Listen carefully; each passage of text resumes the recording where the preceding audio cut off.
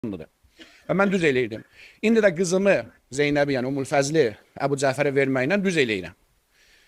Nəysə xülasə uzun bir çəkişmədən sonra deyirlər ki, onda gəl belə eləyək. Bizim sözümüzü qəbul nədir? Deyir ki, sən ki Əbu Cəfərə qızı vermək istəyirsən, Əbu Cəfər uşaqdır. Məmun deyir ki, siz bu ailəni tanımırsınız. Bunlar uşaqlıqdan Allah tərəfindən elmləniblər, bunların fəziləti hamının fəzilətindən üstündür. Elə belə deyirlər ki, gəl onda bir dənə məclis təşkil eləyək. Əgərsə sən deyən kimi olarsa, yəni onun elmi fəziləti yerində olarsa, onda eyb yoxdur, qızı verərsən. Yox, əgərsə məğlub olarsa o elmi münazirədə, onda biz deyən olar və bizi bu məhləkədən, bu fitnədən qurtararsan. Hədis həddən artıq uzundur və çalışın oxuyun ki, orada nə şeytanlıq eləyir, Məmun nə oyun çıxardır, Bəni Abbas nə oyun çıxardır. Nəysə, uzun bir hədisdir. Xülasə ittifaq eləyirlər ki, Yəhya ibn Əksəm ki, o dövrdə